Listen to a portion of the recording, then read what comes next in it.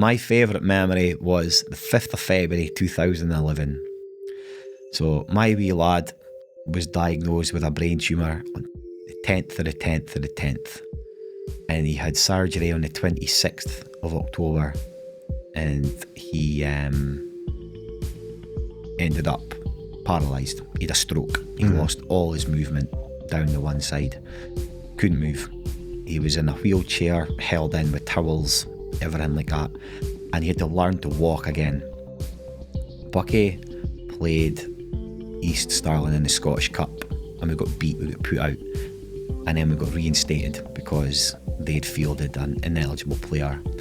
And we got drawn against Elgin City. I think it was the 5th round at Buckie. Full house, 3,500, 4,000 people. And everybody knew about Daniel.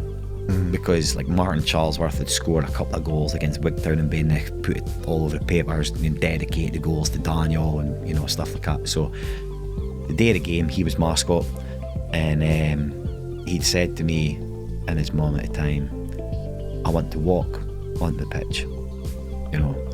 And I was like, wee man, you've literally just started walking again.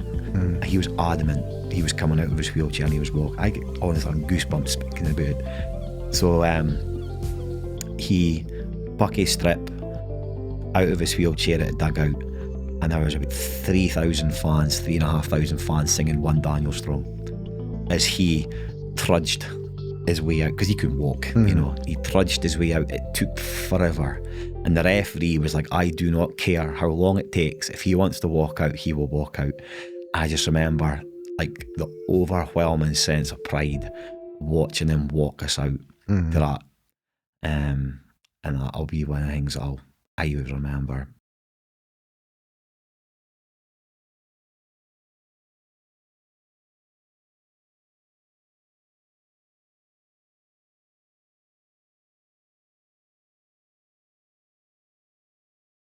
Okay, episode 66. I sound like absolute death, but I'm fine. I'm just getting over a bit of a cold and that.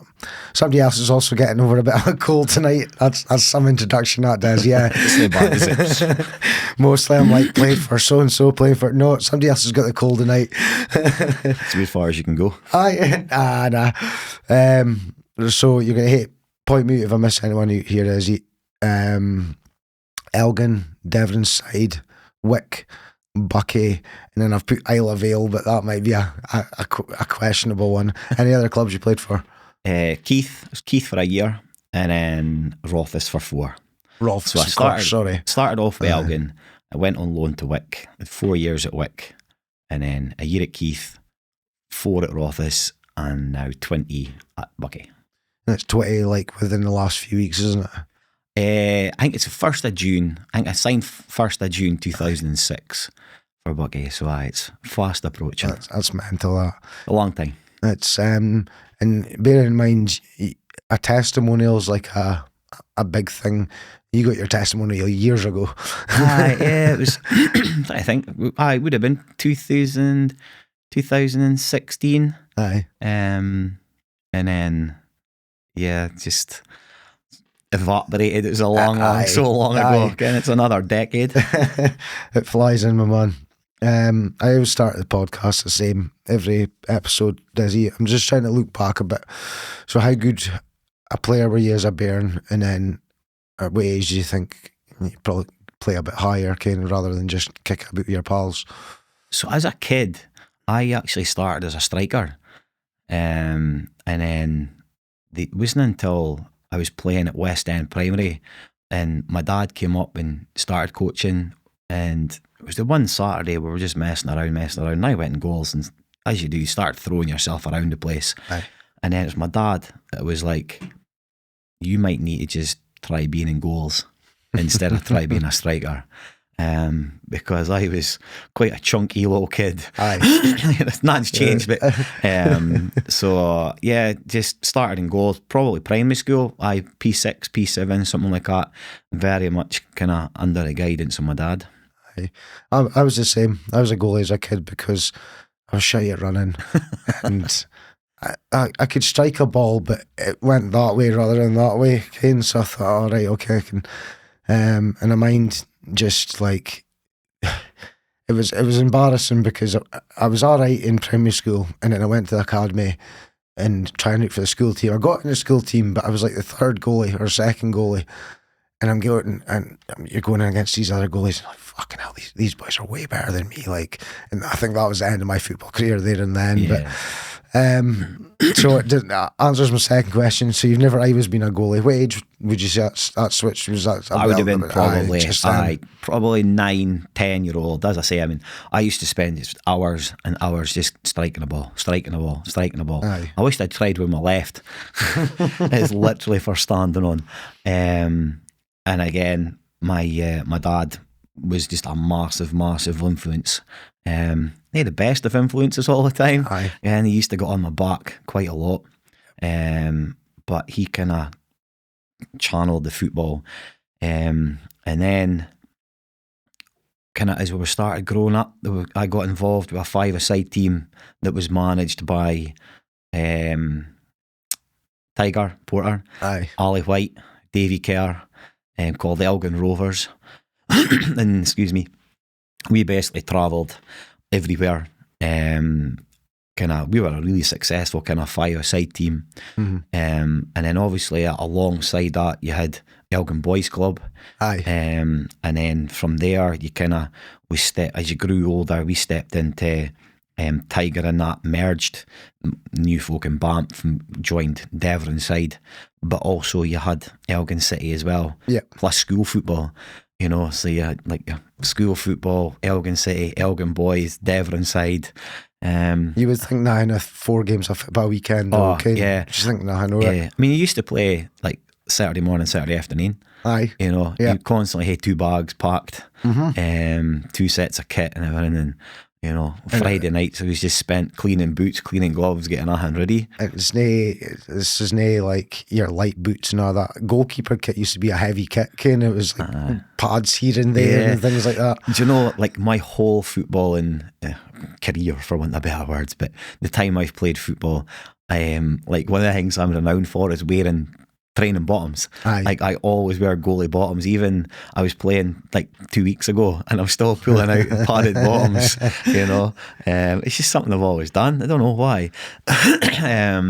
So yeah, that took up quite a lot of space as well. And by the time, like, because I always like to have a warm-up kit and then a game kit. Aye. So for 2 games, two warm-up kits, 2 game kits, 2 match gloves, boots, and a time where, like, finances wise for my mum and dad, obviously it wasn't great.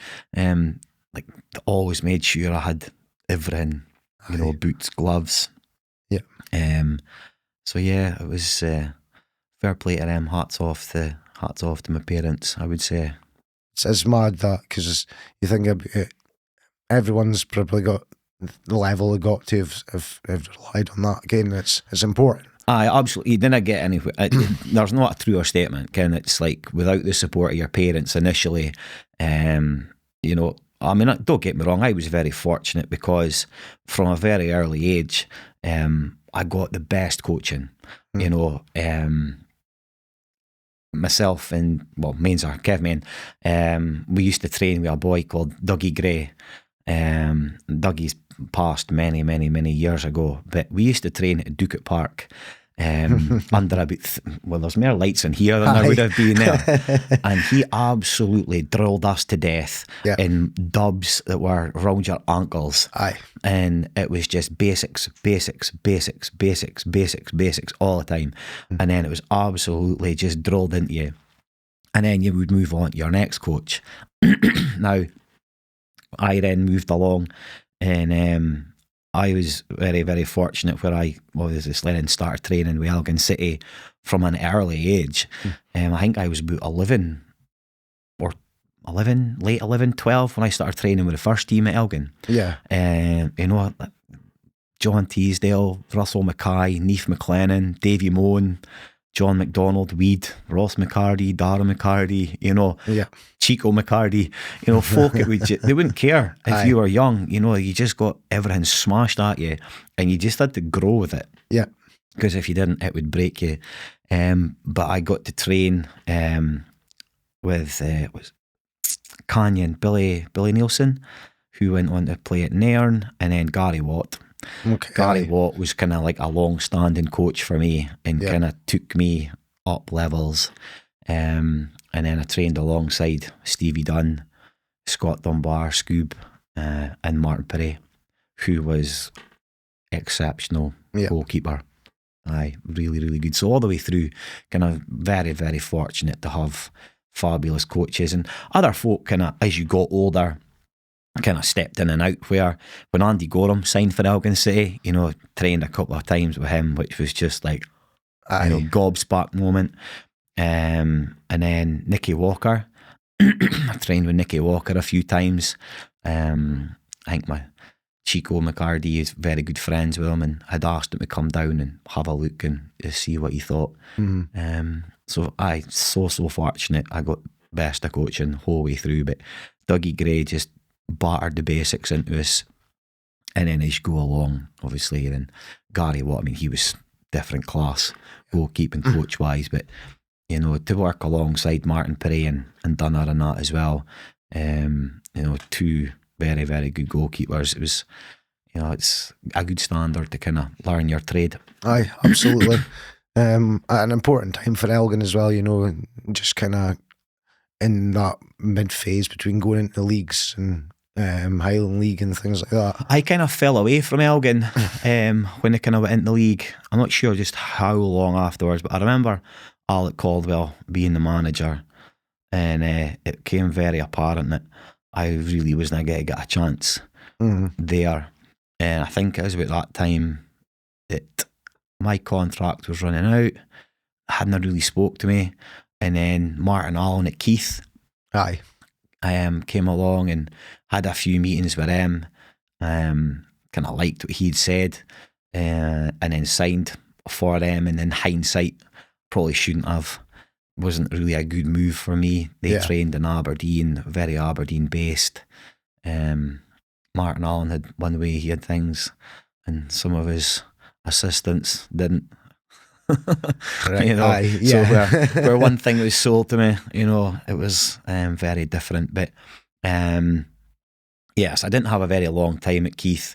I actually think they maybe won the league that year, but I then signed, and Graham McBeath took me to Rothes, and that's when kind of started with Rothes for the kind of 4 seasons there. But I'd already done obviously the 4 years up at Wick, whilst going from Elgin kind of up and down, and there you go again, relying on the parents, because I was only 16 when you initially went there on loan, is that right?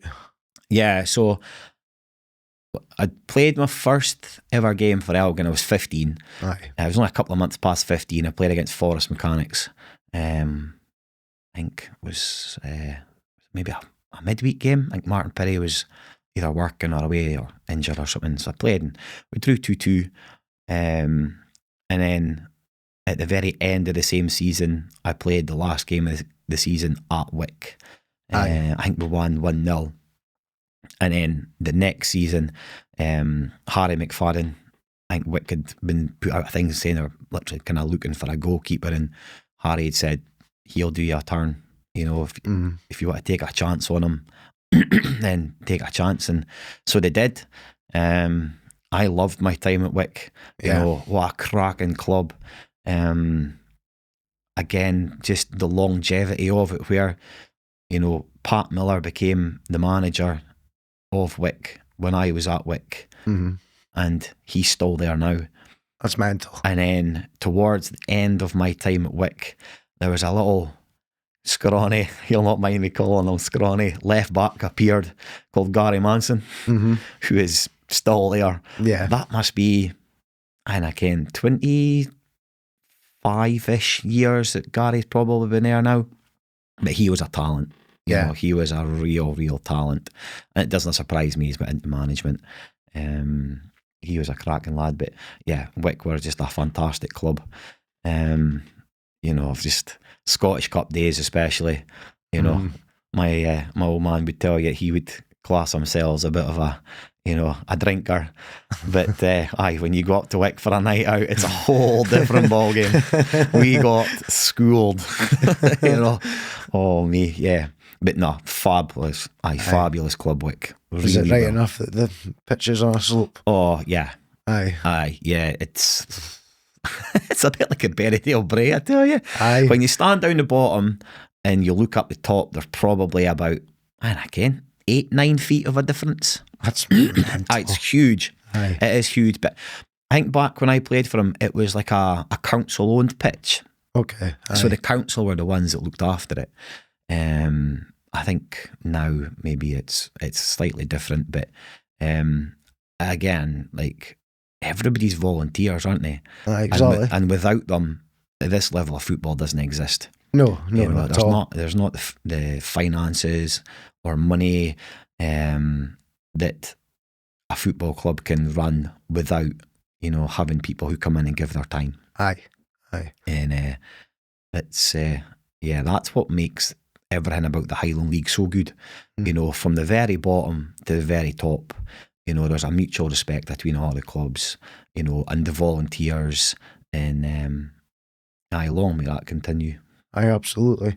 It's, I've seen it so many times on this show that just, as you said, they didn't run without them. No, really can't. Football idol growing up, who did you look up to? Andy Gorham, Peter Schmeichel. It's mental because you mentioned Andy Gorham's time at Elgin. That's probably my first memories of going to Elgin games, is Andy Gorham at Elgin. Yeah. And I think I'd have been, what we're talking, was that 2004? Oh, 2005, something like that. Honest to goodness, can't remember, but I must have been old enough to be in the pubs, because I remember him saying, right, we're off for a night out. I'm like, oh no. And he just got swarmed. Yeah. But it was a bit like, Elgin City signed Andy Gorham, but it's like, who wants to watch a goalkeeper have a great game? You don't want your goalkeeper having to do anything. We got beat 5-0 his first game as well. Aye, it was, but bless him, he's a great lad, and it was good. It was good training with him. He was on top of a lad. Peter Schmeichel doesn't get mentioned on here very often. He was just mad. Do you know what it was? So Peter Schmeichel used to do this thing in training and before games where he would take a medicine ball, like 5-6 kilogram medicine ball, and he would throw it the same way a goalkeeper throws a ball. So if you remember Peter Schmeichel, he would throw the ball 3/4 of the length of a pitch. Aye. And so I thought, I'm going to do that. I'm going to try that. And didn't work. But that's what he used to do. And just some of the stuff, and you used to watch like snippets of him training and things. He was just an absolute machine. Yeah. And he was, all goalkeepers are nuts, let's face it. Yeah. We are. There's a reason we're goalkeepers, and it's because we can't use our feet, although you can now, and you don't mind getting the ball smashed off you from 4 yards. Aye, exactly. That's a great way to put that's it. literally what we're there for. I'm sure some managers used to take great pleasure in that, in training, crosses and finishing, and we would end up in the net with the ball. Aye. But yeah, Peter Schmeichel was kind of like ahead of his time. Yep. And to be fair, Man United have never replaced him. He was that good. It's true. Aye. He was that good. And then, Andy Gorham obviously ended up at Man United as well. But then it took Rangers long enough, really, to replace the great man himself.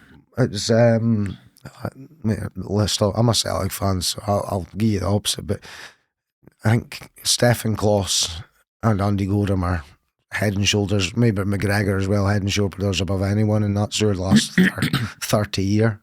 Yeah, and it's just quality goalkeepers. Stefan Kloss was very good, and then Alan McGregor, loved watching him. And obviously he went away to Hull and then Turkey, and then came back. But I think he came back as a better all round kind of goalkeeper. After that carry on he had with Scotland, and then he obviously just matured and grew into it. And some of the saves is just a joy to watch. Some of the saves against Celtic alone, heartbreaking saves.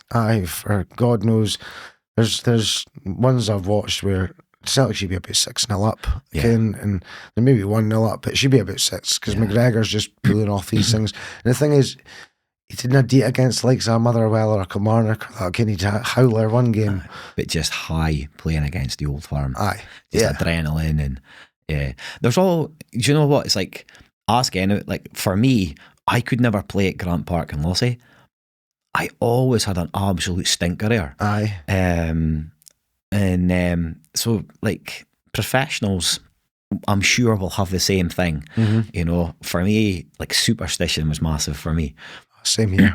You know, I would always be left sock, left shin pad, right shin pad, you know, and I've always got to have the same undershorts, everything the same. Like my missus, laughs at me even now. When I was playing for Isle of Vale a couple of weeks ago, I'm like going through everything, fishing everything out, making sure I've got everything, you know, WD-40. That's most important bit. Yeah, I love the game, but didn't I love the Sundays? I'm rolling out of bed, you know, like a cripple. Just as somebody that's still kind of played kind of recently, Dezzy, what do you think about this kind of new glove glue stuff that they're using? Never used it. Never used it. I've never used it. I came across this the first time. I've been coaching a few years now. Yeah. Like, and first time I came across it was last year when my goalie says, "You spraying your gloves? What's glove glue?" I'd never even heard it. First time I ever heard of it was we had a young upcoming keeper at Buckie who everybody will know, Lee Herbert. He was quality. He had a lot of potential. And I remember absolutely ripping him for the glove glue because the way I'd always been coached, and it was actually Nicky Walker. Nicky Walker used to train with gloves that were hanging off his hands. Aye. And he's like, if you can catch a ball with that, you will catch a ball with anything. You know, and glove glue. Hey, I'm a dinosaur, right? Technology, you know, equipment, everything. You know, absolute here for. Absolute dinosaur. So for me, I'm sure it works, but I don't use it. Knighty, Stuart Knight, another fabulous goalkeeper. When he came to Buckie, he was using it, and I'm pretty sure by the time he left Buckie, he was using Vaseline. Putting Vaseline on his gloves. There's a couple of players use that as well. Like, yeah. So yeah, but nah, it's not one for me. Did you have the same type of glove throughout your career? So when I was at Wick, I got put in touch with a boy, Pat McCarran, who ran Dugout Sports in Aberdeen, and he got me a deal through Roosh. So I used to wear Roosh very early doors, but for probably the last, I want to say probably 20 years, I've used Kenny Arthur's. Aye. I got a first pair of them, and they were just so simple, you know, but just, pardon the expression, they fit like a glove. Aye. You know, they were actually perfect. And he just hit everything right, and I just loved them. And then as time went on, you know, you build up a bit of a rapport, and you know, Kenny would then do us a good deal where, like, I was buying 35, 40 pairs of gloves a season for like all the keepers. Had them all wearing them, and I've just never changed. Still use them. For me, they're just best glove on the go. At a respectable kind of price tag. I mean, I'm seeing gloves now, 120, 130 pound a pair. Ridiculous. Which is wild. Aye. You know, Kenny Arthur's things are maybe, I reckon, 45, 50.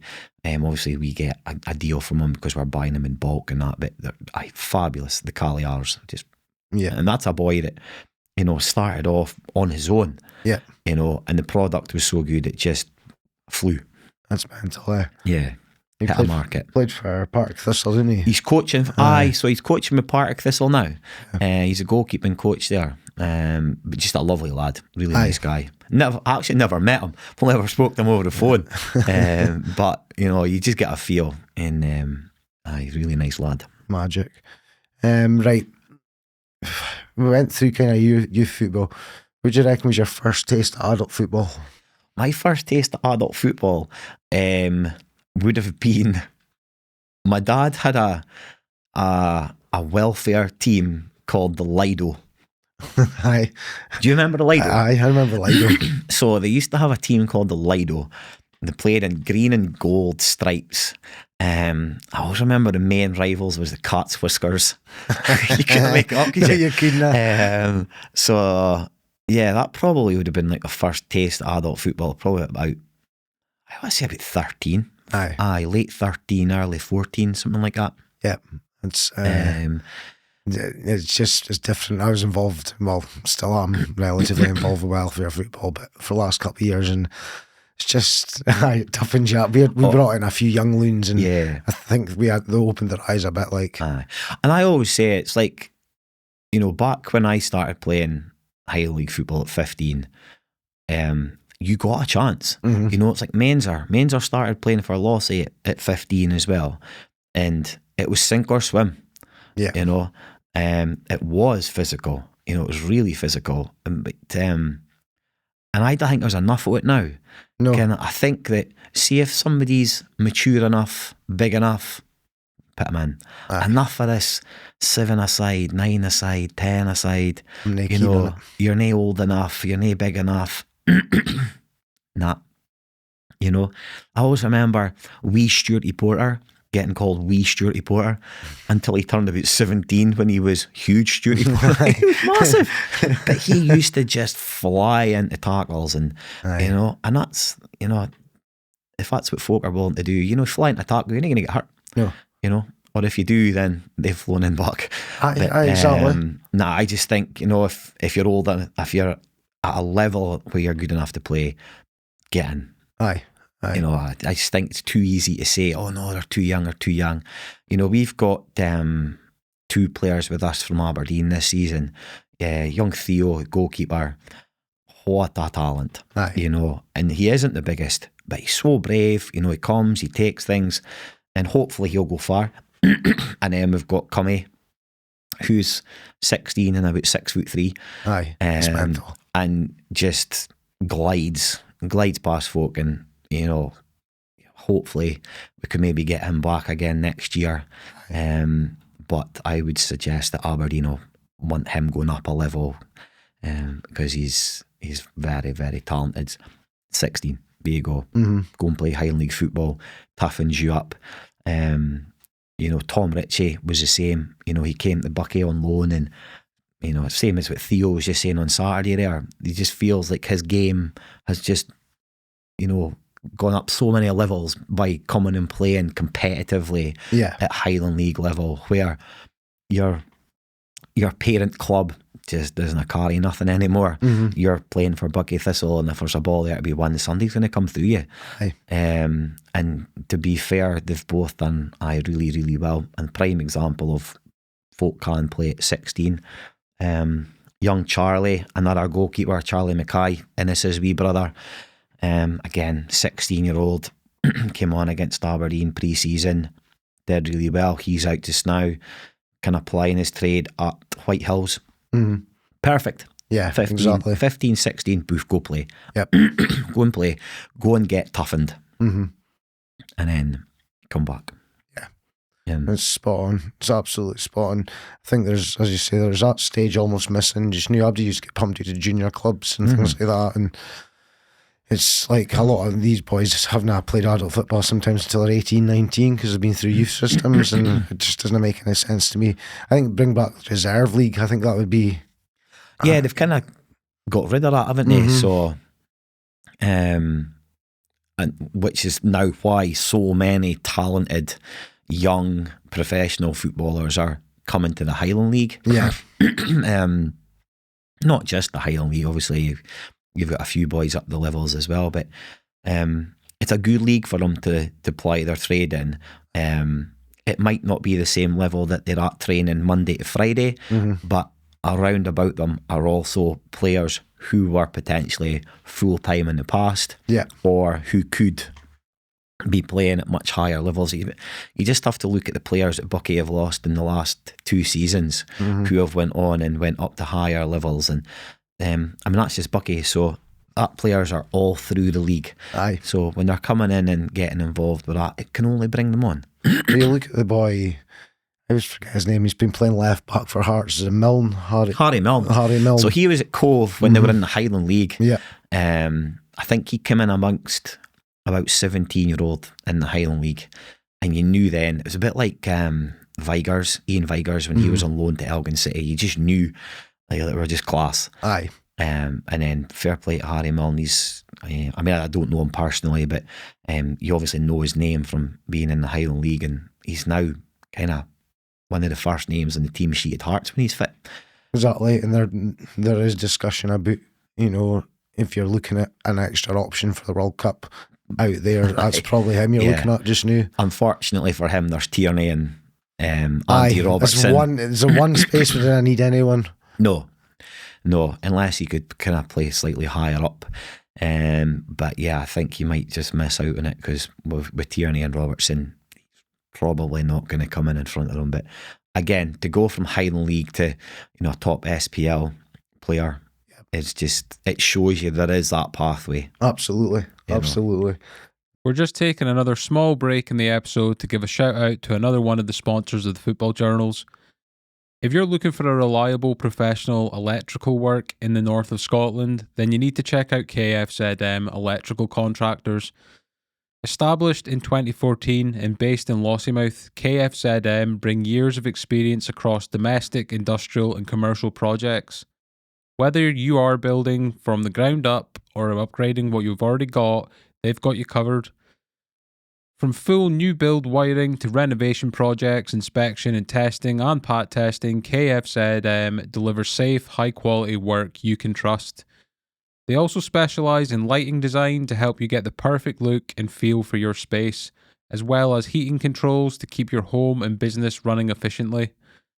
And no job is too small either. They're always happy to take on those smaller works that still need done right.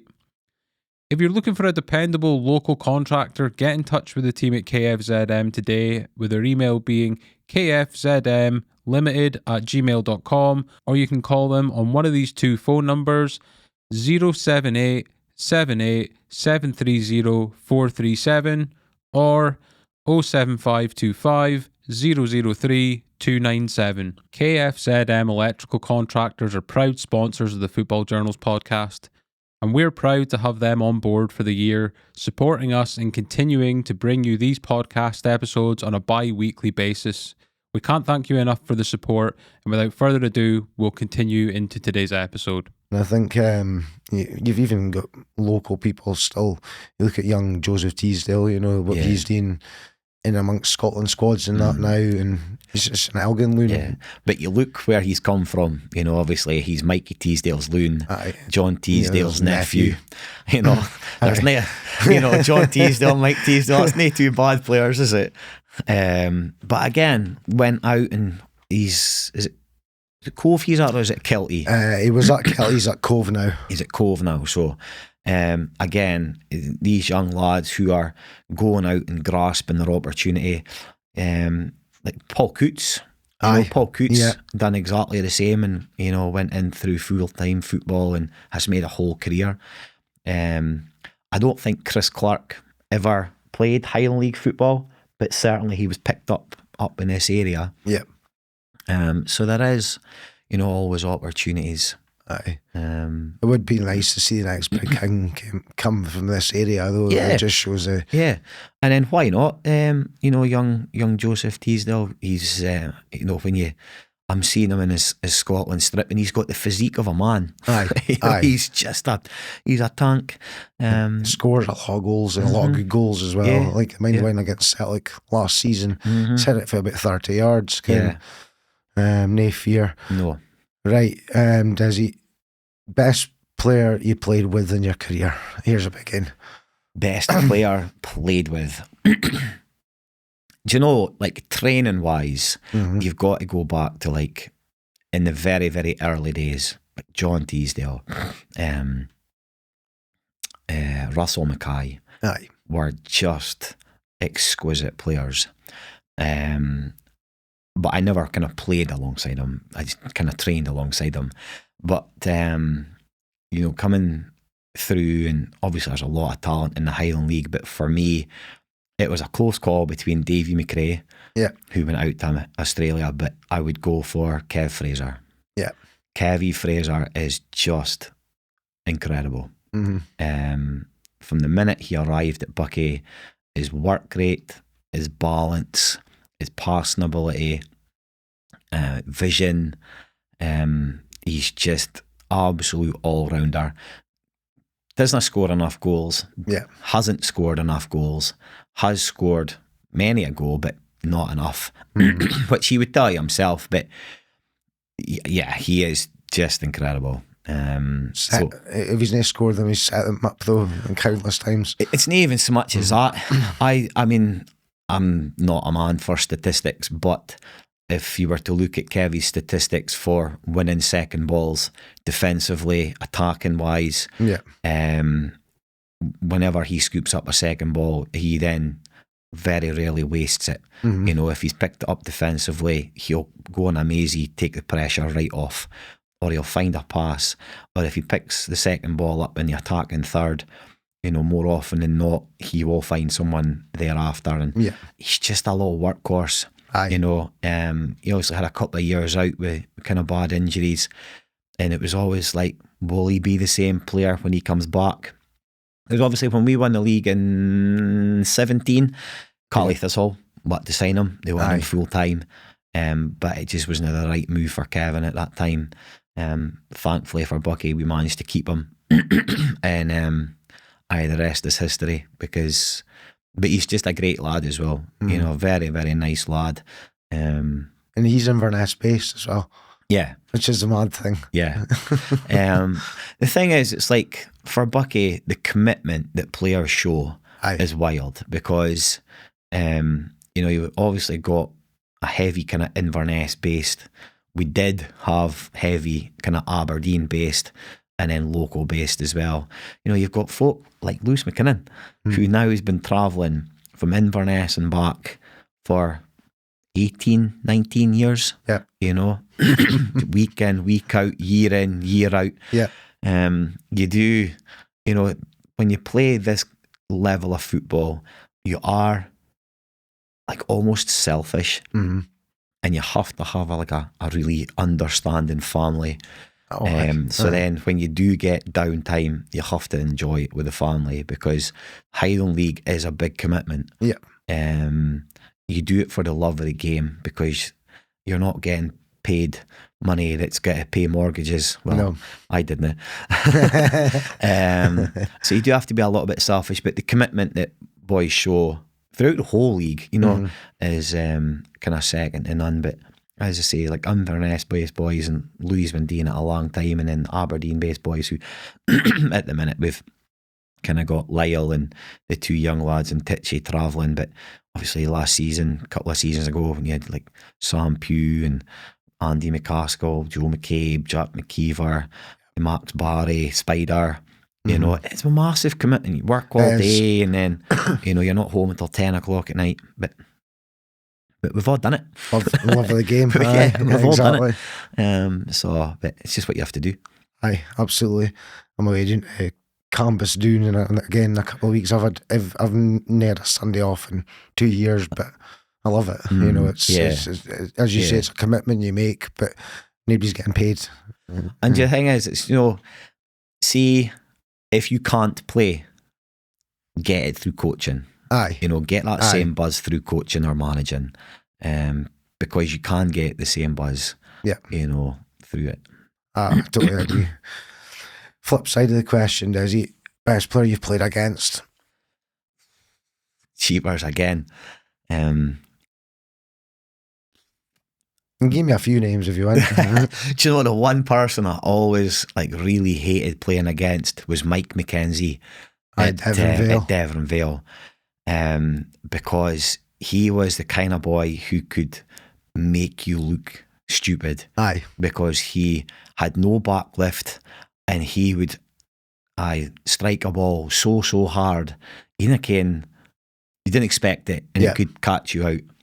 Didn't like playing against him. Mike Beattie at Cove was another striker who was just exceptional.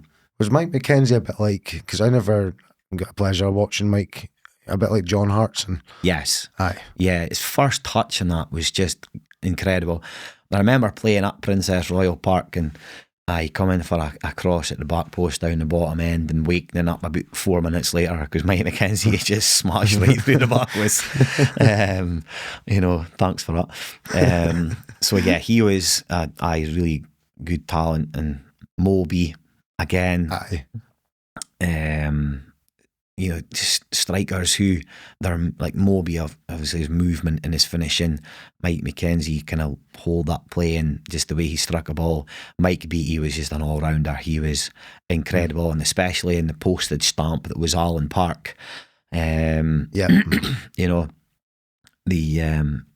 could happen. And you've got boys like Derek Nicol at Keith, who Cadger at Keith, Brian Thompson, Luggies, when he was at Huntley, I think I always forget Derek Nicol used to be a striker.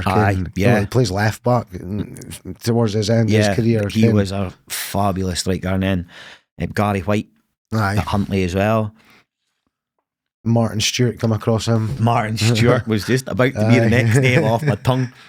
I was reading about him just yesterday because it was 35 years to the day that he'd signed for Huntley. But yeah, I would say Mike McKenzie was always the one that when you played up against him, you just knew you were in for a day of it. I don't think Mike got enough credit because he's in at the league at the same time as like Mulby, Gethins, Cammy Keith and that. Mm-hmm. He's doing a lot of the things that they're not doing, Cammy Keith, that was a name that just I'd kind of forgotten about there, which stupidly, because he is actually the answer to one of my questions at the very end. 300 odd goals in the Highland League, which has been matched by Scotty Barber, but I've never really played much against Scott Barber. I'd kind of stopped playing by then, but 300 goals in the Highland League is just mental, phenomenal. I think he's such a talent. I think Barber's moved into third, possibly. I'm not too sure. Ryan will be able to correct me on this. The top scorer in the 21st century in the Highland League. That's what it is. Because Willie Grant's first, Billy Uckert's second. We've had Billy in, and then I think Barber, possibly Cammy Keith's third. Somebody will be able to correct us on that. Right, this is going to be a struggle, so I'm going to get some water doing me because I'm waiting to these sponsors.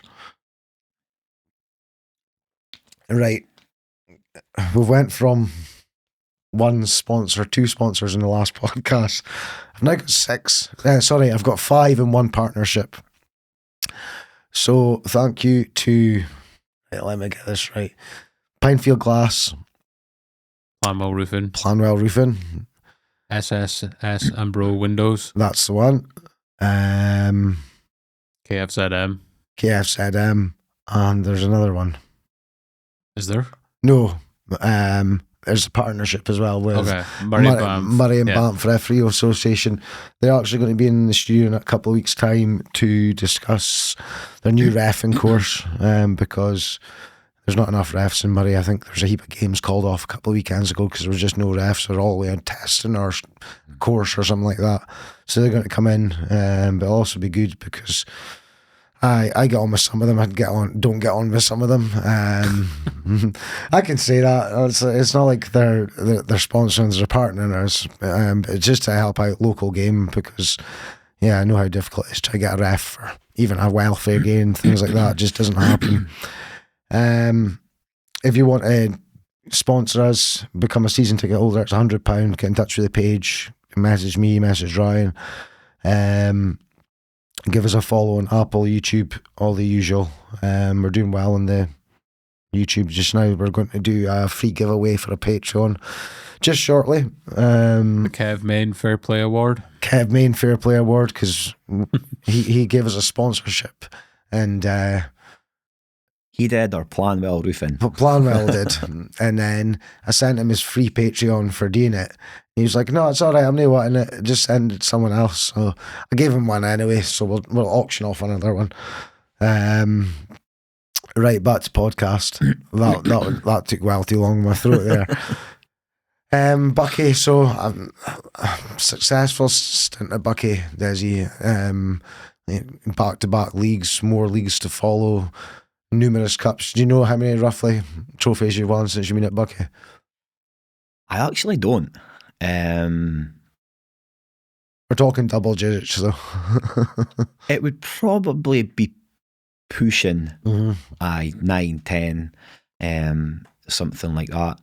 I mean, yeah, on paper, I've got 4 league titles. Aye. One means more than the other 3, purely and simply because I played half the season. Yeah. You know, the 2009, 2010 was awesome. 2010, 2011 wasn't. Just purely, I missed kind of 4 months of the season because that's when Daniel was ill. Yeah. Spent months in hospital. So I missed most of that season. And then by the time we won it again in 17, you know, I'd kind of I was like a coach then.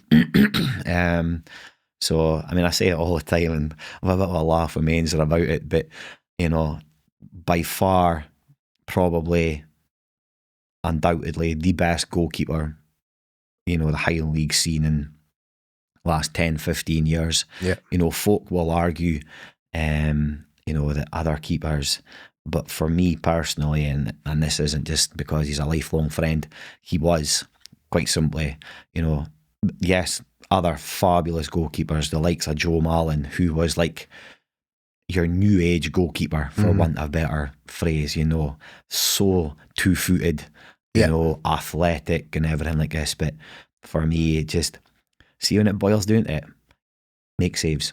Goalkeeping is keep up about in it. Yeah. And Mainzer was at the top of the tree for that. At a time when Highland League goalkeepers, there was a plenty of fabulous goalkeepers. Ian Thane, Ross Bremner, you know, Kevin Morgan, Ivor Perry, Martin Perry. There was so many. Apologies if I've missed any goalkeepers out there, but you know, there was amazing goalkeepers, and he still stood out. Aye. And continued to do so for kind of many a year.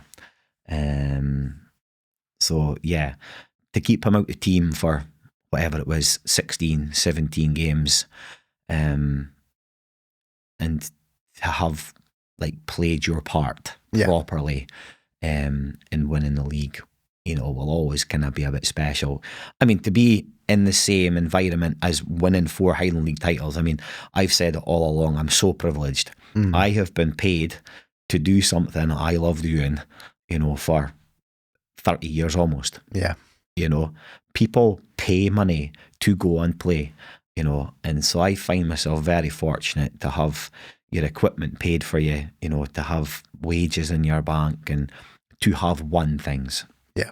Some people will play 20 years and never experience and winning a trophy. And to be at a club like Buckie where winning was a must, for want of better words. It was an expectation to go and do that in amongst the players that we had there, and to be able to contribute and play.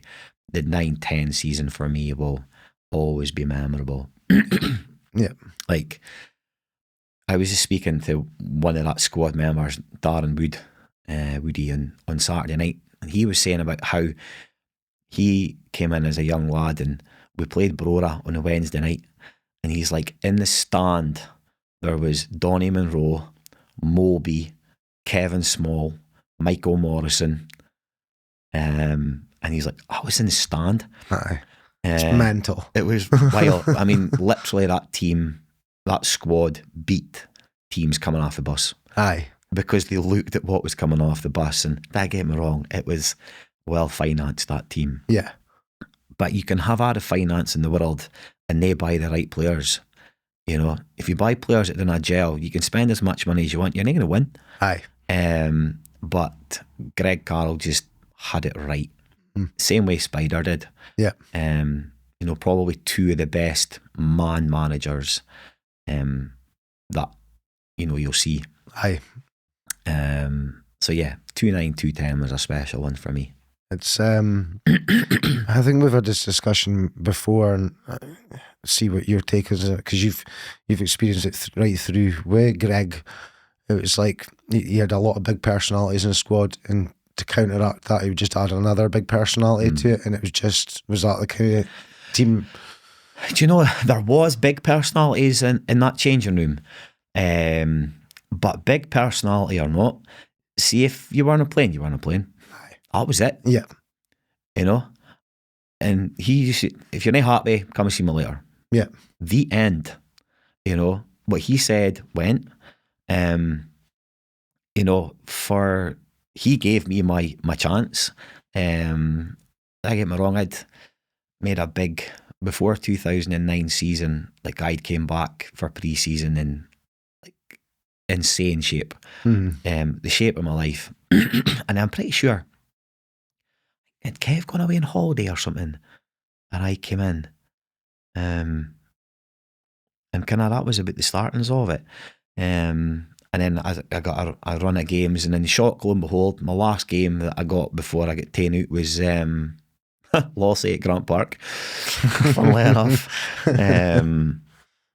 But also by then I had joined the police, so being available every Saturday was very difficult. You know, I signed for Buckie in June 2006 and I joined the police in April 2007. Short time then, Yeah, so like when I joined Buckie, it was kind of Graham McBeath and Duncan Shearer that took us there, and it was very much along the lines of, you know, Kev Main's number one. Did you work under Graham at Rothes? Yes. Aye. Great lad. Loved our sending off from a touchline. Yeah. Again, a character. Quite a big lad as well, wasn't he? He was, you know, he was a decent sized lad and kind of carried himself. Yeah. You know, big centre half, wasn't he? And so he took us in, and it very much was, you know, you come in and Kev's number one, and you know, you can fight him for that jersey. And then I obviously went to them and said, listen, I'm going to the police, but like the police have been, for the last 20 years, have just been fantastic. You know, where, yes, you have to declare it as a secondary employment, but like every supervisor I've had has like been so positive, and like they will try and get you time off. Like one of my bosses was John Black, you know, Highland League linesman, great character. One of my boss, or the kind of like bigger boss inspector for the last 5 years, boy Neil Morrison, who is like part of Club 69 or Club 59 at Rothes. And there's always a bit of banter back and forth. Of course, the time when they beat us in the Highland League Cup at Huntly at Christie Park, when we battered them and they scored with about 3 seconds to go to win 2-1. I came into the car, and I'll not actually tell you what message I had from him, but it wasn't very clean. That's the kind of banter you're getting. But you know, very thankful to like bosses, like the police, and like colleagues. You know, because the colleagues are the ones that, you know, regularly I'll be like, oh, can I just be a half hour late, or I'll be an hour late, or you know, and colleagues are the one that kind of pick it up, and they never moan. You know, it's just, how would you get on a day, or that kind of thing. So again, you go back to kind of almost like the selfish kind of thing, where you are very fortunate that people support you in what you do, and that's allowed me to, you know, to have such longevity, really. I'm the same. If I've not got a partner at home looking after my wee boy on a Sunday, there's no coaching, there's no management for me, there's nothing. It doesn't exist with them kind of people. And as you say, folk for your work, and if I need away for work very early, they're pretty good about it. If it's like, well, I'm not trying to fortune things, but if things end up going our way this season, let's just say, I says to my bosses, I'm going to need to swap my day off to the Monday. Like, she's like, what do you mean? I says, well, things might go our way this season. She's like, all right, just let me know. So yeah, and you do, you kind of need that support. It's like my partner just now, Vicky, she's a paramedic. She's actually been our kit man, like physio. Sometimes, you know, I mean, Davy Young, you know, another legend at our club, if he's been away on holiday and we don't have anybody, Vicky steps in and she's like, what am I doing? I was like, hold on, you're the one that's training me. So it's good to have that kind of support. Aye. You need it. Absolutely. Right. It's a question I've started introducing the last couple of weeks. Who's the best player in your phone book? Best player in my phone book. Best player in my phone book. Well, I've got Kevy Fraser in my phone book. Rob Douglas, Nicky Walker. There you go. Right, that's a good answer. So we're trying to top an answer with it. I had a guy on a few months ago. Mark Critchley, he's a journalist. And I says, right, who's the best player in your phone book? And he was like, I've got Stoichkov's number. And I was like, all right, okay. Take that one. So if anyone can beat Stoichkov, I'm interested to hear it. Testimonial. So he had a testimonial. Yeah. As you say, 2016. Sure, it was 2016. Did you have a committee for years and things like that? Unfortunately, I had not that many people that could commit to it at that time. Mm-hmm. And of course, for the tax purposes, you can't do stuff on your own. Yeah. So I had kind of two warriors. I had Lynn Sutherland, who was absolutely brilliant, and I had Stevie Grant, who were the two that kind of really helped at that time. And yeah, we played Aberdeen on a cold night, a really cold night, whenever that was. Well, pardon me. But my actual testimonial dinner was the same night that we played Cove in the Aberdeenshire Cup final at the Hawks at Turriff. And I'd spoke to John Sheeran, who was the Cove manager, and said to him, listen, I've got my testimonial dinner at night. Aye. See, if this game goes to extra time and penalties, we're never making it back in time. So he very, very kindly agreed to take a kick-off forward an hour. Mm-hmm. And shock, extra time and penalties. I remember we were actually 2-0 down, and then we had, I can't remember, I think it was maybe Craig Dorrit got sent off because he kissed somebody on the touchline, got sent off for it. And then we scored to go 2-1, and then we scored to go 2-2 with 10 men in extra time.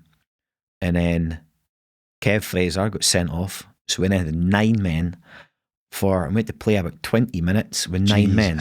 Now, Cove were battering teams at that point. And I remember a goal. Literally, it was a goal, and somehow Louis McKinnon has managed to take it from about a foot off the line with his shin and put it over the bar, and then it carried on, and we saw it out, and then Squisher scuffed a penalty to win it. I mean, I swear he tried to smash it straight down the middle, and it's hit the post and went in. Anyway, scenes everywhere because Ross Salmon, our goalkeeper at the time, his grandfather, I'm sure it was, had just sadly passed, and he decided to play. Aye. And he saved the penalty that resulted in us winning. But anyway, then back to Buckie for the testimonial dinner with the cup in hand, and and I really remember much of that night, to be honest with you. That's brilliant. I'm sure Thaner introduced it that was the 4th time that I'd won it that night. Yeah. So again, I was a coach at that point. But just as you say, if you can't play, coaching is also like a fabulous way to enjoy winning still. And exactly. And I think, if anything, sometimes I take defeats and not very heavy, because if I played football, it's like, well, I'm one of 11 here. There's you can only part responsible unless you've had an absolute stinker. Whereas your coach and your management, you just it's different like that. You can still enjoy it, but you can't enjoy it as long. No. And also you might think that defeats get easier when you're not playing and you go into coaching, but it's nae. It's nae. Like, I think the worst I have ever felt in football was the day that we lost to Brechin in the playoff. The last game of the season. We had not been beaten at home in 4 years. Yeah. and we only had to draw, and they scored with 4 minutes to go. A deflected strike, you know.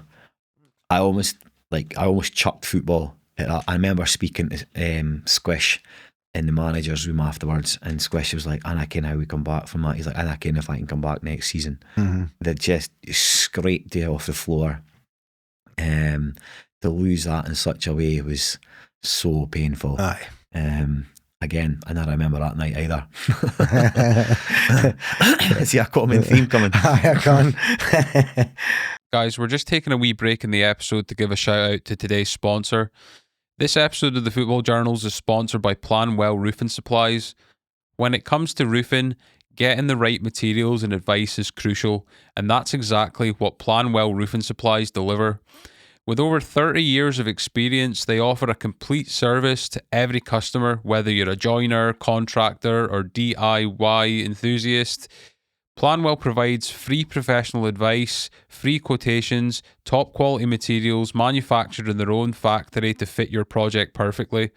Their Nova range even comes with a 20-year guarantee, and other products like Plastizol and polyester sheets come with a 10-year guarantee.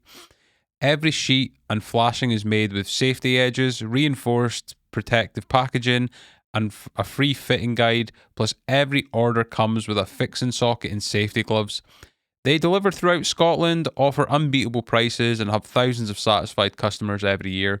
For a quality service and peace of mind, guys, it can only be Planwell Roofing Supplies. If you're watching the video, all the details of where you can get in touch with Planwell are on screen right now, but for the benefit of people that may be listening on an audio platform, you can find out more about Planwell by going to their website, planwell.co.uk, or phone them on 0800 02 88 272, or you can get in touch with them via email, inquiries@planwell.co.uk. Thank you so much to the guys at Planwell Roofing Supplies for sponsoring the show. And anyway, without further ado, we'll get back in today's episode. So just kind of going on to coaching, you're on about licenses and things like that. Yeah. Be licensed. So I done at university. I done a sports coaching degree. Aye. And then I was really young when I went away to Largs and done my goalkeeping badge with Gary Watt. Really, really young. And then I always had it. And then I always coached as well, because like I used to do like summer camps for like Ross County or Aberdeen, or I don't know if you remember Stevie Marcella. Aye, yeah. Stevie Marcella used to have his own goalkeeping academy that I used to help out coaching. So I always did have like the ambition to coach, and I always enjoyed coaching. And then when Gary Hake was a manager at Buckie, he invited me to go into the coaching side of things. And I think he basically kind of said this: listen, there's not a playing position for you here anymore, but if you want to become goalkeeping coach, then can we gladly keep you on. So I did. And then, so for me, it was always about then being the best coach I could be, as opposed to being the best goalkeeper it could be. So carried on, kept coaching, and then Buckie Thistle wanted their bronze licence, and part of that was you needed a goalkeeper that had the UEFA B goalkeeping licence. So 2 years ago I went off and done that. And easy the courses. No, they're quite daunting. They're really daunting. Because like I'm not part of the Largs Mafia, you know, all these folk down at the Central Belts, it's like they're a different breed. They all know each other. They all know each other. Yeah, they do. They all know each other and that. And like I have a bit of a moan, because like you have obviously to do your goalkeeping, you know, your continuous development, and it's like that's all right. They put on a goalkeeping day down in Glasgow. I've got a 4-hour drive down to get 6 hours coaching, get 4 hours back. So I was at Craig E. Stewart. Craig, go and get something up this area, would you? Yeah. You know, get somebody up here for 6 hours. So I think he's on it, aren't you, Craig? So I think the highest level you'll get around our boots here is all in mains is in school, and I think he mostly just takes kids and things like that. I don't know. And then you've got obviously like yourselves at the clubs, but as you say, there's nowhere down in Glasgow. There's dedicated goalkeeping places and things like that, and it's not like we're a lot of ex-professionals up here. I had Bobby Clark in the studio. Yeah, he's caps for Scotland, and and these guys have lived in the area for years. He was well known for being a very good coach in America, in fact. So, but yeah, as you say, Aachen 4 hours away. If you buy in Wick, it's 7 hours away. But that was a painful one for me, actually. I when I was doing my HNC, HND, it was Neil McIntosh. Aye, Neil's still on the go. Who was and he asked me to take a coaching session over the Christmas break when college was shut. And I was like, yeah, no worries. So it was four female goalkeepers that came across from America with their goalkeeping coach. So I'd planned a session and down at Lossy, turned up in the morning, and it was frozen solid. I had an area probably about 20 metres by 30 metres. It was soft enough to actually do any coaching. So I'd done a whole session, never thought nothing else of it. Back to college after the Christmas break, and Neil McIntosh was like, made a bit of an impression there. So to cut a long story short, I got offered the chance to go and coach in Philadelphia. Wow. At a new women's soccer camp that was being opened. And I turned them down because I was shit scared of flying. No way. You wouldn't get me on a plane. I look back now and I was like, oh man. Fuck's sake. But, yeah. Because of course, like women's football has just and quite rightly so. Aye. When you see some of the talented footballers there is, the level of competitiveness and the skill levels and stuff is fabulous. It's unreal. I look at my lot and there are better football players, and I'm in the fourth tier of Scottish football. Yeah. It's like, how good are the ones at the top leagues? Yeah, it's wild. It's mental. But even in America, that's even more so over there. That's you'd argue women's soccer's bigger than men's over there. I don't know much about that, like American kind of soccer. I don't really. It's funny, I don't really watch football, right? Other than like Rangers, Man City, because my wee lad is just, I say wee lad, he's bigger than me. He's Man City daft. He always has been. So like whenever we can, we go up and down to the Etihad, and we've been to the last 2 FA Cup finals. Obviously won one, lost one. But great experiences. Yeah. Kind of love doing that kind of stuff with him. Do you get too much local like Highland League games or that? No, if we're going to go to anything, we normally end up going like an Elgin City game. Aye. I don't really go and watch any other Highland League games unless, like before, like Spider would say to me, we're playing them next week, kind of, if I was struggling through my work, maybe I couldn't get time off. He's like, mate, go and watch them for an hour, just see what they're all about, and then like write a resume or, that kind of thing. But other than that, I like to go and watch Elgin, because obviously, although there's a massive hatred between Buckie and Elgin, I was at Elgin first. Aye. So I always like to watch out for them, and so we'll go and watch Elgin. Does it surprise you seeing Tom doing quite well for them? It doesn't. No, Elgin had 2 fabulous goalkeepers. Tom McHale, he's a gentleman. What a guy. Fabulous goalkeeper as well. And then when Tom Ritchie's went in there, we had Tom at Buckie. Unfortunately, it didn't work out for him at Aberdeen. By all accounts, he's doing very well. But again, he has to find a level of consistency, because he's not played many games. And this is why we're saying that 16, 15 and 16 and 17-year-olds are now going out to get game time. There was a statistic earlier on in the season where, compared to this time last year, footballers between like 16 and 18 had gone from like 20,000 minutes to 40,000 minutes in the Highland League. Like it doubled, which can only be good. Aye. So for Tom, he's still now going to be trying to find his feet, for want of better words. He's fabulous talent, but he's had no real game time at Aberdeen. Yeah. So whatever he's played this season, I don't know if whatever it be now, 25, 30 games. He's probably about that. He'll only get better and better. They're a good coach at Elgin, great facilities. Yeah. It's a club that hopefully has awoken, and we'll go and do things. So hopefully he does well. So much sure they're offering shares nowadays. I I've seen noticed that that. yesterday. Community fund and crust. Yeah, Aye. great. Right. So you got your 20 years at Buckie just recently, coming up as well. Give me your favourite one memory from your 20 years with Buckie. Anything. So this will actually surprise you a wee bit. My favourite memory was the 5th of February 2011. So my wee lad was diagnosed with a brain tumour on the 10th of the 10th of the 10th. And he had surgery on the 26th of October. And he ended up paralysed. He had a stroke. He lost all his movement down the one side. Couldn't move. He was in a wheelchair, held in with towels, everything like that. And he had to learn to walk again. Buckie played East Stirling in the Scottish Cup, and we got beat, we got put out.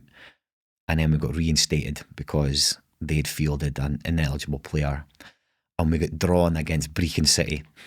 I think it was the 5th round at Buckie. Full house, 3,500, 4,000 people. And everybody knew about Daniel. Because like Martin Charlesworth had scored a couple of goals against Wigtown and Bainich, put it all over the papers and dedicated the goals to Daniel and stuff like that. So the day of the game, he was mascot, and he'd said to me and his mum at the time, I want to walk onto the pitch, And I was like, wee man, you've literally just started walking again. And he was adamant. He was coming out of his wheelchair and he was walking. I get honestly goosebumps speaking about it. So Buckie strip out of his wheelchair at a dugout, and there was about 3,000 fans, 3,500 fans singing One Daniel Strong as he trudged his way out, because he couldn't walk, he trudged his way out. It took forever. And the referee was like, I do not care how long it takes. If he wants to walk out, he will walk out. I just remember like the overwhelming sense of pride watching him walk us out to that. And that'll be one of the things I would remember, because like, as I said earlier on, Highland League football is like a family.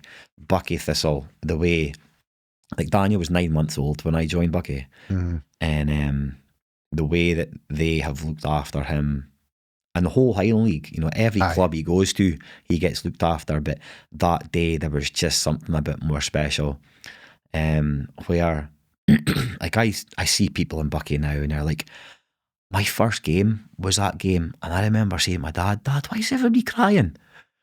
There wasn't a dry eye in the place, because they all knew his story, they all knew, how life and death it was. And then they all watched him walk out, proud as punch in his Buckie strip. I remember Kev Small trying to pick him up to carry him off because it was going to be quicker than him walking off again. But I was howling. And I don't mind saying I was howling, but that is something I'll never forget. I think that's the official end of the football journals, because we can't go any higher than that. That is some story. That's amazing. Brilliant. That's just makes you feel warm inside. That does. Like, yeah, it was something else. What's your proudest achievement whilst playing for Buckie, or playing in your career? We'll go for. The obvious one is winning the league. That's massive. When I played for Wick, I got invited down to Largs to train with a Scotland, not a Scotland squad, but just to try out. Basically, there was 10 goalkeepers there, and I got to go down to that, which was a great experience. And I also was included in the squad that the Highland League Select took on Italia Serie B Select at Borough Briggs. Okay. How was that? I was in goals. I'm trying to remember. Michael Ray, ex-Rangers, ex-Buckie. He was in the goals. I think kind of by default, I think there was meant to be another goalkeeper, but they got injured. So I got called in by McBeath. Yeah. I think I've still got my Italy top somewhere. So yeah, just being in amongst so many talented folk the Italia B thing, but you're never going to eclipse, winning the Highland League. I've got a photo. My dad has kept scrapbooks from when I started playing. All the way through. All the way through, from 10-year-old right the way through. And I remember December 1999 getting a phone call from Dave Edwards at the P&J. Dezzy, any chance you could pop up to the office? So they were at the back of Farm Foods at that point. So I went up in the back, and he was like, just to let you know, you've won December Highland League Player of the Month. So I got a massive bottle of champagne with the tenants signing December 1999 on it, which was quite an achievement back then. I was 17 playing at Wick, and at that point Wick were newcomers and whipping boys, really. I think that was a good grounding for you. Yeah. I mean, I still remember playing against Fraser at Bellslee and having a game of my life, and I saved 2 penalties that day. I saved one from Mike Stephen, and I can't remember for the life of me who it was. I saved the other penalty, but I had a game of my life, and we got beat 9-1 after saving 2 penalties as well. There's so many memories. But winning that first Highland League in 9-10, because it was just the monkey on the back, for Buckie Thistle, and it was always going to be when Duncan Shearer came in about, and a massive name in football, and got us kind of so close. And then when Greg Carroll came in about, and the squad that he put together, everybody started to believe. Yeah. And then obviously won it. I had a massive, great big party on the pitch. Marquee, the whole size of the pitch, pink champagne fountains, you name it. There was no expense spared. And they auctioned off all the strips.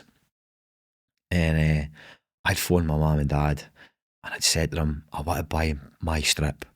My dad was like, well, here, listen, we'll give you 300 quid towards it, but can't really give you much more than that, I was like, perfect, I'll buy it. So my strip came up, and it went 1, 2, 3, 4, 5, 600, and I'm like, oh, tatties, I'm out. Devastated. Men's are telling me about 4 weeks ago, somebody's got it and gathering dust in their garage. So if whoever's got it, we'd like to sell it. I'm gladly take it off your hands. But yeah, so many memories. From playing to coaching. Kind of is something that it just gets in your blood, and it's so difficult to give up. It is. It's so difficult to walk away from.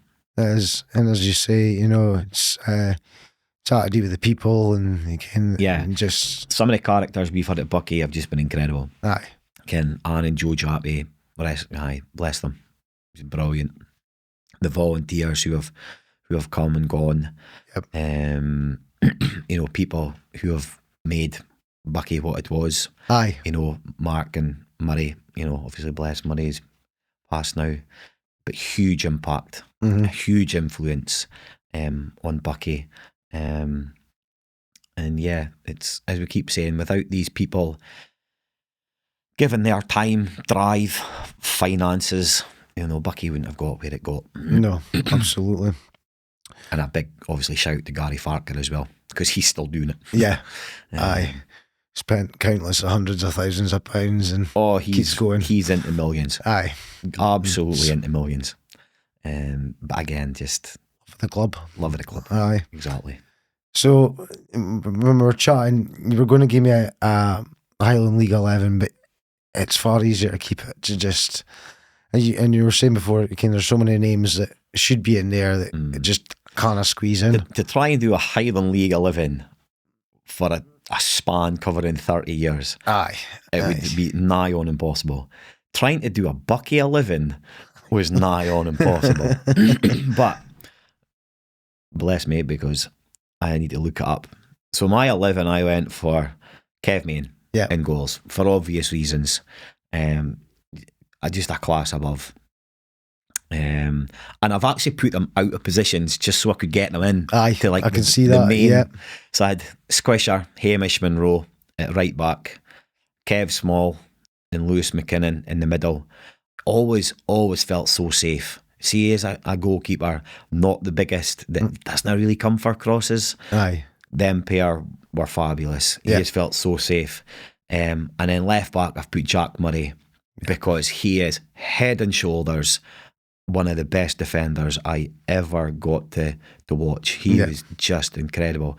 26 goals, the season we won the league, and very much now is, attracting lots of attention while I was playing for Elgin. Unfortunately, a couple of injuries this season, which has set him back because he was never injured when he was with us. But yeah. And when you think of the kind of players that you could have put in that it's back unreal. line, it's wild. Because you'd have played with you played with Lamberton and things like Paul that. Lamberton, Ian Good, Bob Duncan, Jamie Shewan. Yeah. Jamie Shewan wore his heart on his sleeve. He'd run through a brick wall for you. Yeah. Potentially wasn't the most blessed football talent, but just desire, is just the word that comes to mind. So my 4 in the middle, Xander Sutherland. Yeah, gets so many mentions when he came on here. to us was just phenomenal. Won't surprise you, my 2 centre midfielders, Kevy Fraser and Davy McRae. Yeah.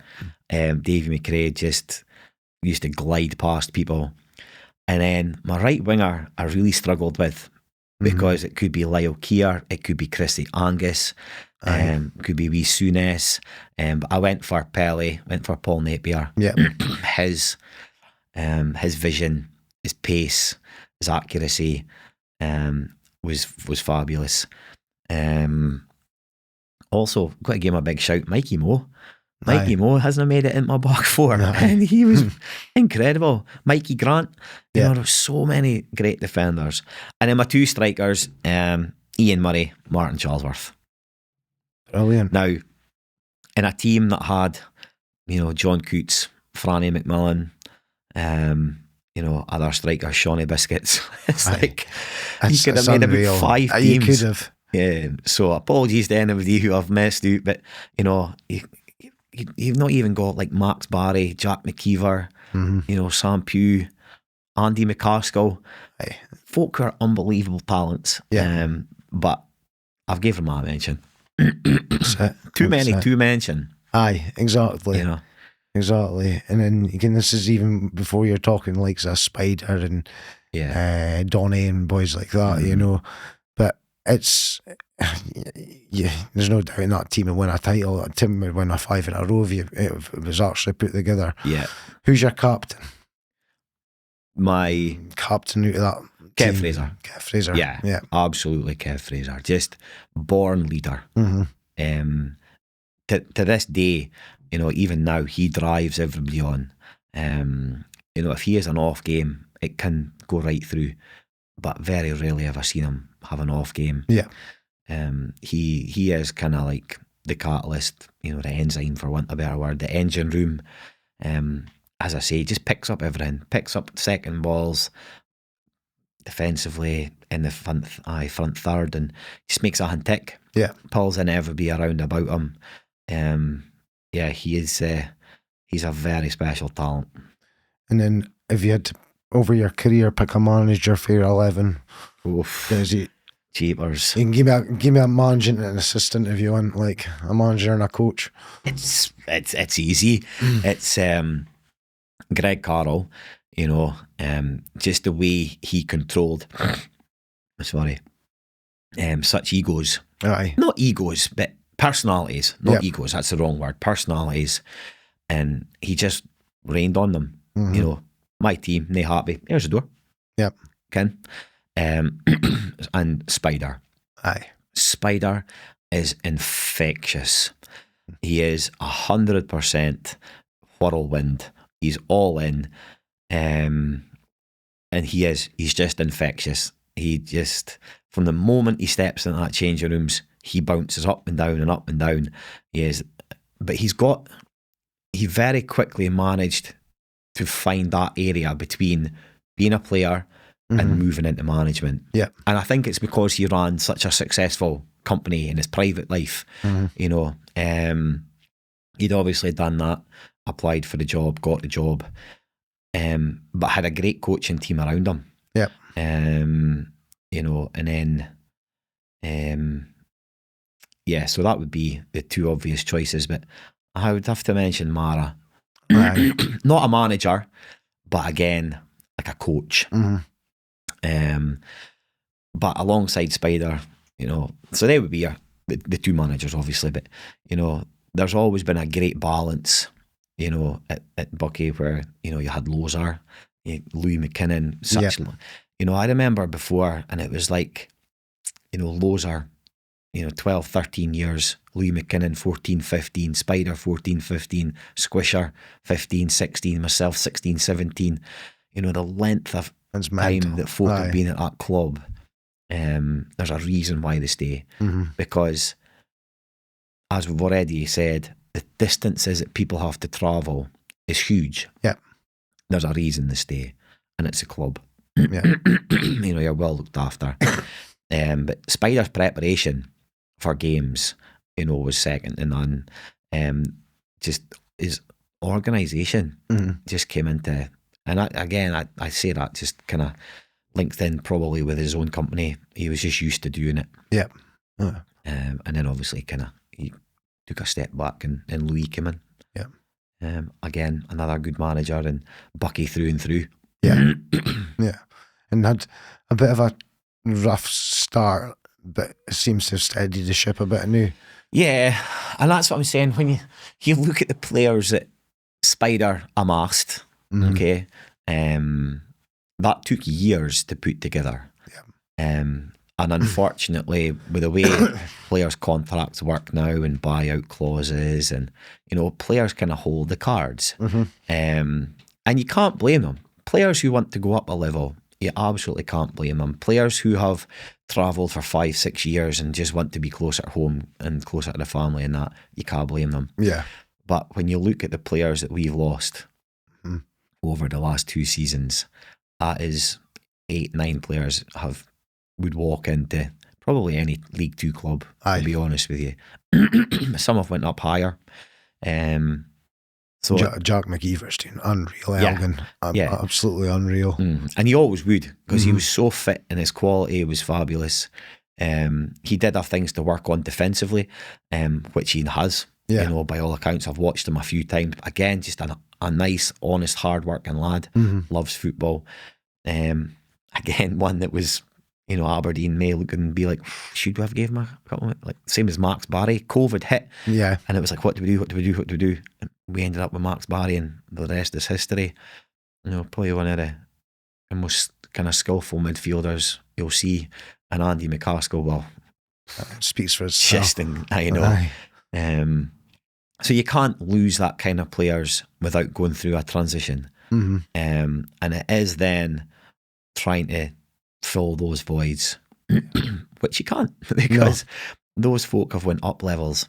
Exactly. And you're now competing against so many other clubs who have maybe taken that gamble a little bit financially. Aye. And are offering more and attracting players that, I mean, last season before, I know Louis McKinnon spoke to about 20 players, you know, and just couldn't get any of them across the line, and they all went, you know, other Highland League clubs, but kind of same kind of level. I also find that maybe 20 years ago, even 10 years ago, you could go out and you could find a boy, if you're needing a centre half who's had 15 years in the Highland League, but just there's nobody like that anymore. There are 21, 22, you can. Yeah, and it is that a lot of the Highland League now is folk who have been at clubs, haven't made it, and they're coming down.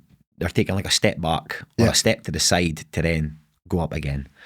You know, Jack Murray is a prime example. He came to us at 19-year-old, signed a 4-year deal, and just excelled.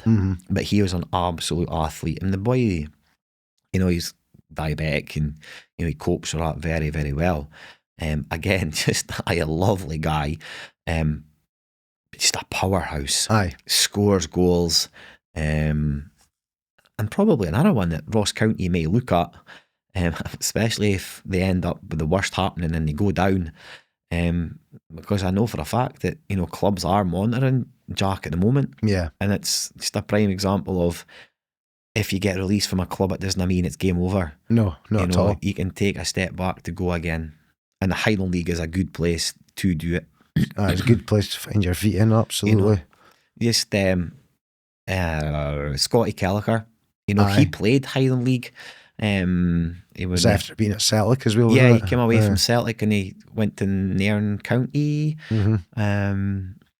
And then, you know, now finds himself manager of Buckie Thistle. He's taken in Jordan from Forest Mechanics, and I'm sure there would probably be 2 or 3 other Highland League players that'll excite him and that he would possibly be interested in. So it is a good place to kind of apply your trade if you're released from a full-time circumstance. Absolutely. Right, before we get into the last question, Dezzy, thank you very much for your time. I enjoy the goalkeeper episodes because goalkeepers see the game a bit different, and I normally say if my goalkeeper's screaming at you about something, just fucking listen.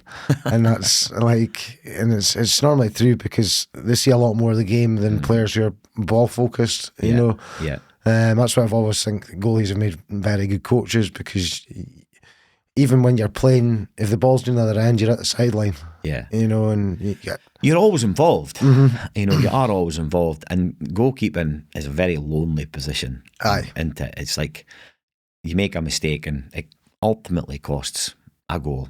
Yeah. You know, or if you make a save, nobody really cares. You know, it's like Spider Ives used to go on about, fucking hate goalkeepers. I was like, they bail you often enough. And it's like, you are a certain person to be a goalkeeper. Yeah, I look at Daniel Bell. You know, Daniel Bell, he was off his rocker. Yeah. You know, but great, what a goalkeeper. So, you know, again, I'm very fortunate in the fact that I've had some fabulous goalkeepers to coach as well. You know, Big Andy Burr, he was a challenge. He was like 6'7", you know, footwork like Bambi. But again, you know, very, very good goalkeeper. Probably didn't play long enough. Greg Sim, you know, Ryan Booth, Bucky's had some, you know, some decent good talent. But yeah, I think the only one I'd ever be scared of was Daniel Bell. He was just nuts.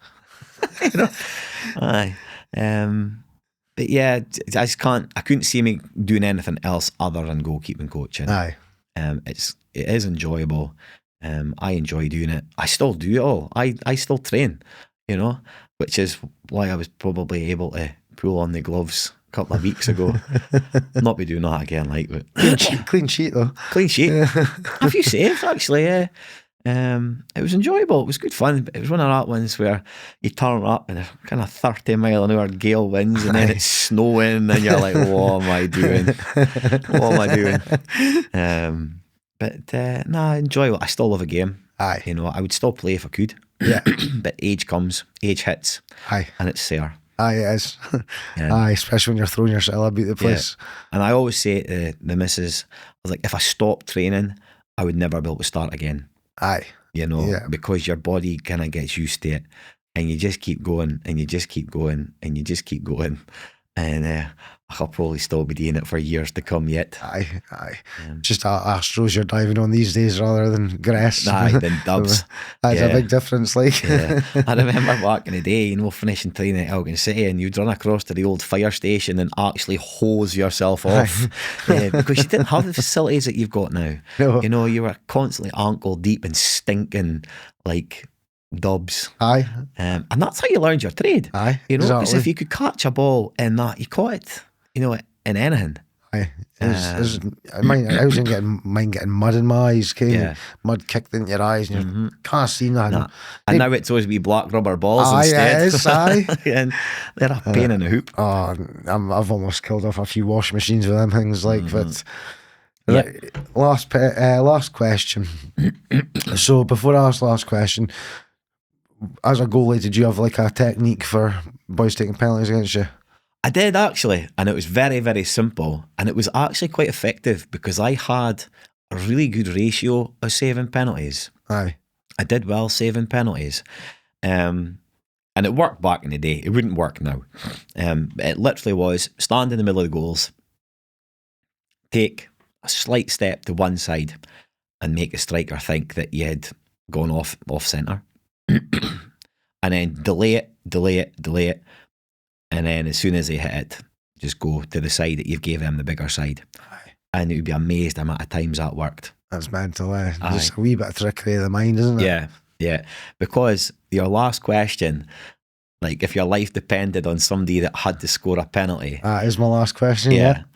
I would have said Cammy Keith. Yeah. Because he was ruthless from a penalty spot. And I'm pretty sure I spoke to him a couple of years ago and he'd said I was one of only about 2 or 3 goalkeepers to ever save one of his penalties. And Mainzer got sent off at Devon at Princess Royal in a cup final. Yeah. And back in the day when double jeopardy didn't exist. And so I straight red, sending off penalty, Cammy Keith. Done the same thing. It was one of that old Ultimax balls, the red and the blue things. Aye. And so I came on, straight in, penalty, slight slip to the side, boof, goes bottom right, down saved it. Still got beat 5-1 in the end.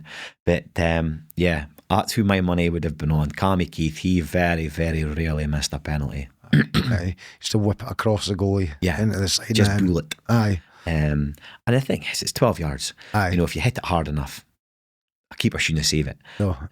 But yeah, so he would be my one that I would put my mortgage on, although I did save it. I saved one. I saved one of his penalties. I would put my money on Cammy Keith scoring.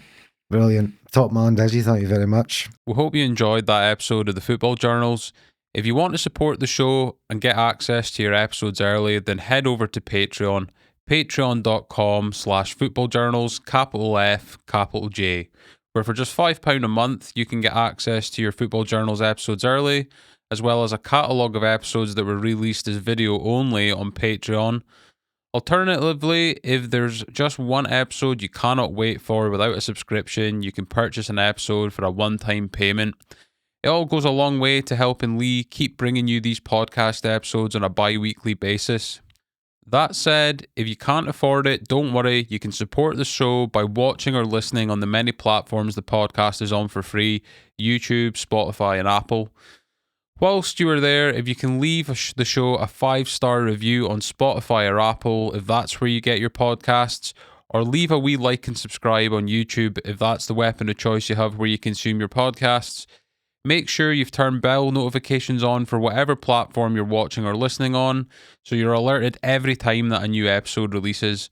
If you also want to keep up to date with what's going on with the Football Journals, with reels, raffles, giveaways and updates, then be sure to follow the show on Facebook, Instagram and TikTok at, all lowercase, the Football Journals Podcast.